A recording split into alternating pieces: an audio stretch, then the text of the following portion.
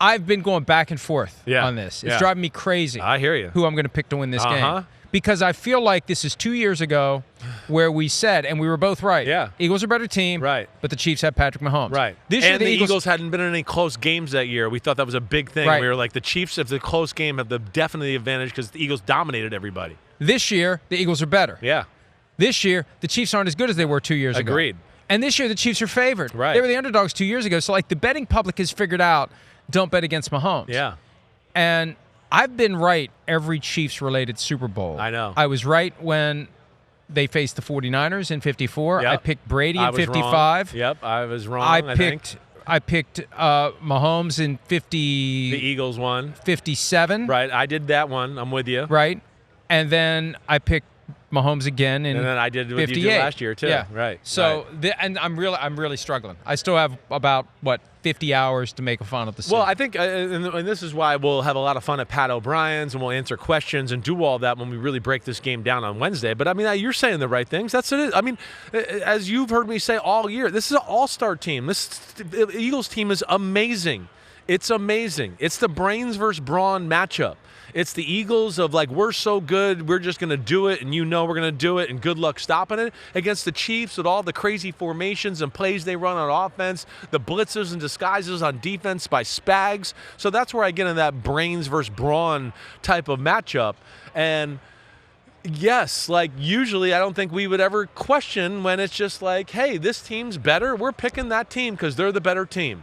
But what we've seen with the Chiefs is you need to be significantly better than them to knock them down, because, like, if they're just close, their ability to dominate situational football, the moments, their ice cold, water in their veins and all that, you just go, they're going to find a way to win. And that's why the last two Super Bowls we picked them. I need a ruling. Does ice cold water in the veins count as a Sims-ism? It's ice water in the veins. Ice water.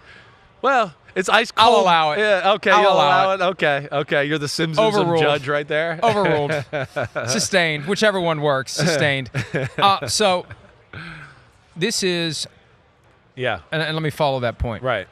To beat the Chiefs, you got to destroy the Chiefs. Right. You've got the Buccaneers. You've got to put. And even then, Mahomes isn't going to give up. Remember in that Super Bowl 4 years ago? Made magical plays. With a toe that needed to be operated on. He had surgery 3 days later, and he was all over the place, and he's making throws sideways and upside down, and guys are dropping balls that are hitting him in the face. And he's never going to go away. He's never going to give up. You have to completely dismantle them, or I guess maybe get a lead and just go into burn the clock mode, and they can do that. I think that's it. But I know. I think that's what it gets to. You feel like, wait, if I think the game's going to be 31-28 or 34-31, I think where we are in our world right now, you just go, well, damn, if it's a game like that, the Chiefs are going to win. They always win those games. But can the Eagles find a way to, like you're saying, be up 35-24 with, 5 minutes left, 4 minutes left, and be able to run the ball and just go, no, it's over, right? Or 38-24, whatever it is.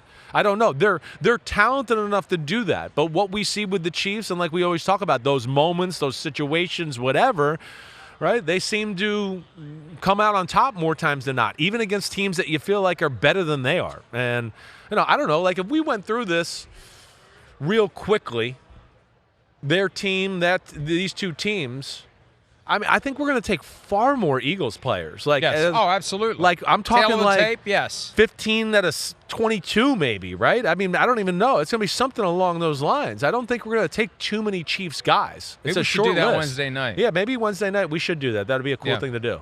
Player by player, starter by starter, Right. which guy gets the edge. Right. The extended tail of the tape, one player at a time. I mean, obviously, Mahomes gets the edge over Jalen Hurts. Right. But beyond that,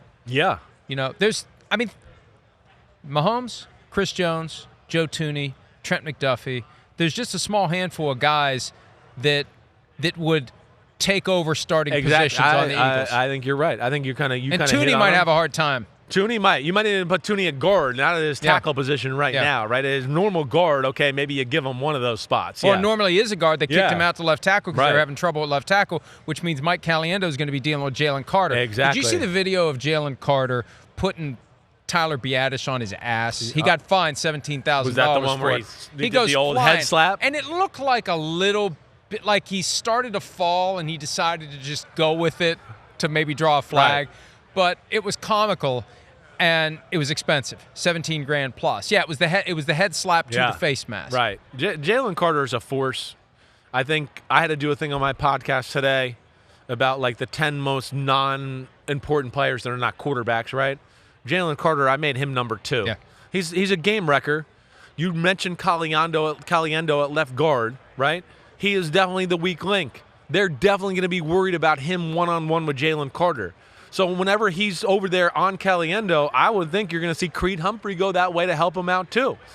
So that's going to be an issue or something they're going to have to keep their eye on throughout the day. Jalen Carter is a awesome football player. We'll be talking about the Super Bowl all week long. And again, Pat O'Brien's 5 o'clock Central on Wednesday night. And I don't know which, as we said earlier, I still don't know what my pick's going to be. No, well, I understand it, because I think as we've had these discussions before too, we know it's the ultimate team sport, and usually the better team wins. But this is one case here where, hey, it's also a quarterback sport right now and a quarterback league, and they got the ultimate guy there where, yeah, he does close the gap. He gives them an advantage.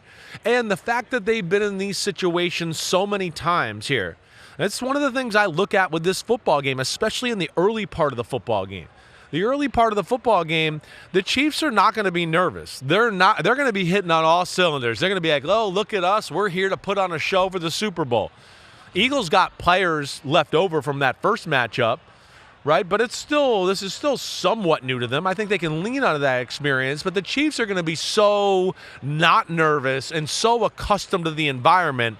It is going to be one of their great advantages. I don't think they're going to mess up plays early on in the football game because of, I was nervous, or, I just lost my train of thought because I was thinking too much about the magnitude of the moment, any of that. Hi, it's Mike Florio. Thanks for watching PFT on YouTube. Hit subscribe for the latest news and analysis from Pro Football Talk.